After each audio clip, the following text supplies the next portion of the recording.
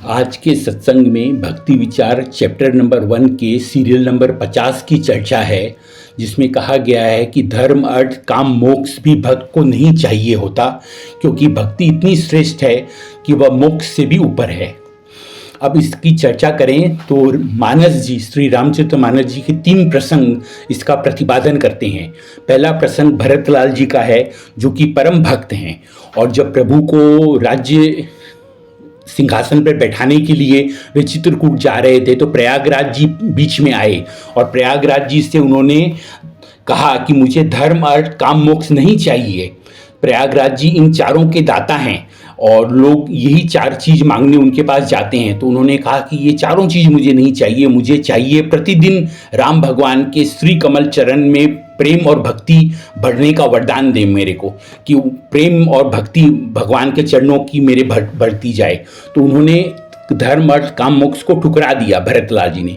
दूसरा प्रसंग लेते हैं केवट जी का। उन्होंने जब गंगा माँ को पार कराया प्रभु को, और प्रभु ने सीता माता को इशारा किया, माता ने अपनी मुद्रिका निकाल के दी, तो उन्होंने कहा कि मुझे कच्छू नहीं चाहिए।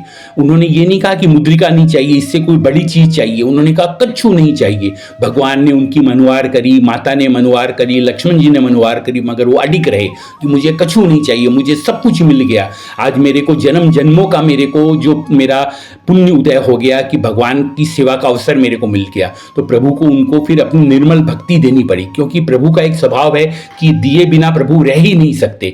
देने का प्रभु का नित्य स्वभाव है, प्रभु देते ही देते हैं।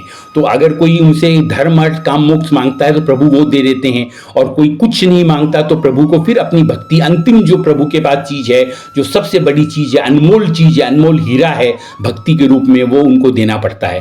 भगवती जानकी माता की मुद्रिका केवट जी ले लेते तो उनको भक्ति नहीं मिलती।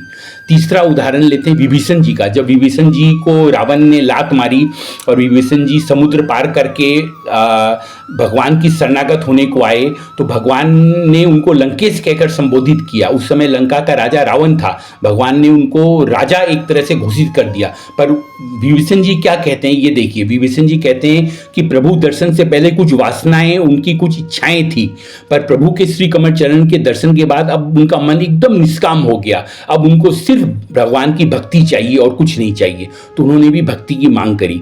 अब देखिए, धर्म है कि हम सत्कर्म करते हैं, दान पुण्य करते हैं, किसी की सेवा करते हैं, ये धर्म के अंतर्गत आता है। अर्थ के अंतर्गत आता है धन संपत्ति कमाते हैं। कामनाओं के अंतर्गत आता है कि काम के अंतर्गत आता है कि जो काम सुख है वो भी है, और कामनाओं की पूर्ति है, जो हमारी विभिन्न कामनाएं इच्छाएं होती है उसकी पूर्ति है। ये सब भक्ति के आगे कहीं टिकती ही नहीं। यहाँ तक मोक्ष के माथे पर भी भक्ति माता का स्थान माना गया है। मोक्ष भी भक्ति के आगे कहीं नहीं टिकता। मोक्ष को श्रीमद् भागवत जी महापुराण में भक्ति माता की दासी माना गया है, दासी बताया गया है कि भक्ति माता की जो दासी है वो मुक्ति है। संत कहते हैं कि जो भक्ति करते हैं, मोक्ष तो उनके जेब में पड़ी रहती है, उनको अलग से मोक्ष के लिए प्रयास नहीं करना पड़ता, मोक्ष तो उनको मिला मिलाया है। देखिए, भगवती मीराबाई ने धन वैभव छोड़ा और क्या गाया, मेरे तो गिरधर गोपाल दूसरों न कोई, भगवान को पकड़ लिया, भक्ति पकड़ ली।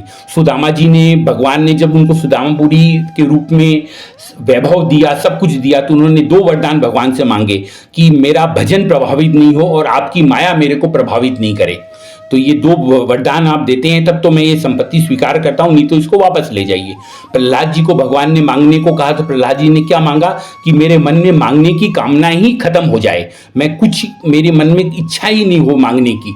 तो ये कितनी बड़ी, ये भक्तों का चरित्र हम पढ़ते हैं तो पता चलता है। देखिए, हमारे एक सहयोगी ने ये बात बताई मीराबाई की, सुदामा जी की, प्रहलाद जी की, और साथ में एक बात और सुंदर बताई कि जो मिश्री खा लेता है, भक्ति मीठी मिश्री की तरह है, वो फिर कड़वा नीम, जो धर्म अर्थ काम मोक्ष रूपी कड़वा नीम है, वो क्यों खाएगा।